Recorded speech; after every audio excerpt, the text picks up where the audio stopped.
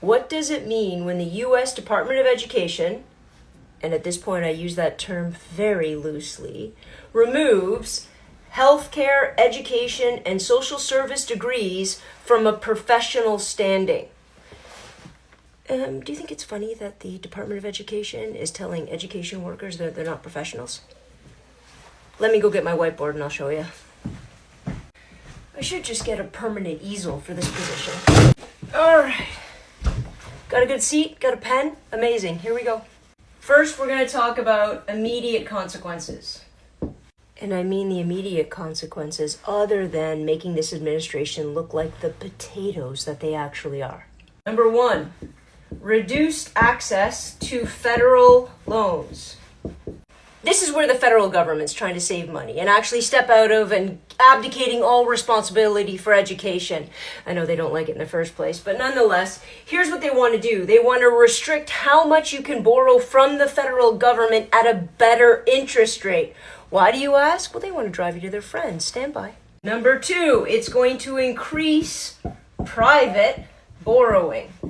You guessed it. That's how they're going to drive all the loans. Every kid that needs to borrow money, they're going to drive them all to private borrowing in order to make them pay a greater percentage of interest and flood that money into the hands of the billionaires waiting with open arms. I hate this kind of stuff. Number three, it's a deterrent.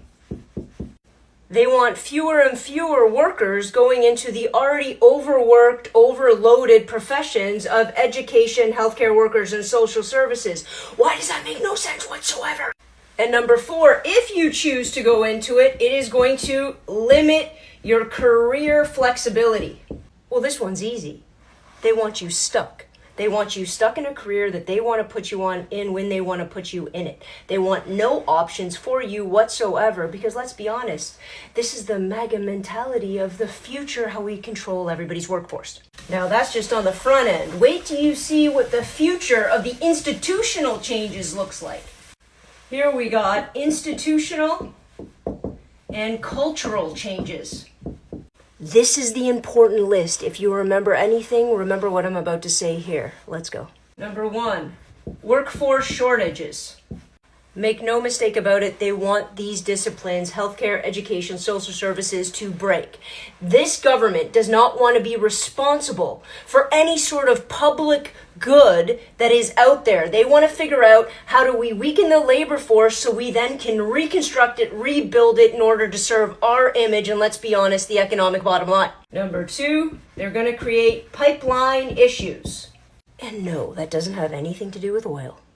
All right, roll with me on this one. Once they have workforce shortages, they're going to develop pipeline issues, which means people within the community aren't going to be able to gain access to the things they actually need in healthcare, education, and social services. As those things start to crumble, the public is going to blame the wrong person. They're going to blame the person behind the desk at CIS. They're going to blame the teacher. They're going to blame the nurse. They're going to blame all of those people, and they're going to start to develop a cultural mentality that public systems like this aren't good. Guess where they're going to go, Alex? All the way to the private zone.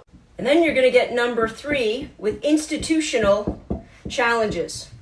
Once you break the system, you can get rid of the system.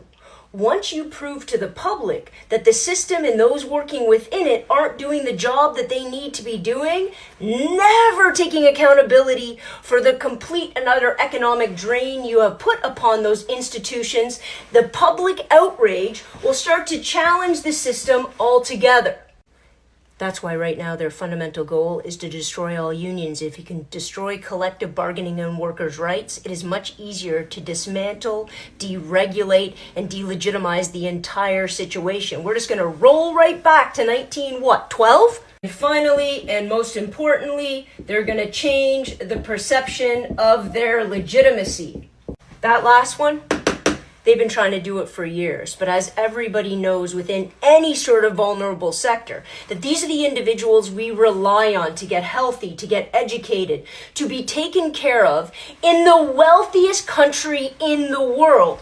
If these are delegitimized, if we can point to them and say they're absolutely garbage institutions, the federal government can say, well, we don't want to pay for garbage, and we're going to start outsourcing it to all of our private partners so they can make billions off you while you serve their best interest and never, never, never get to have a mind of your own or a collective civil right and bargaining right mentality again. Is that what you're after?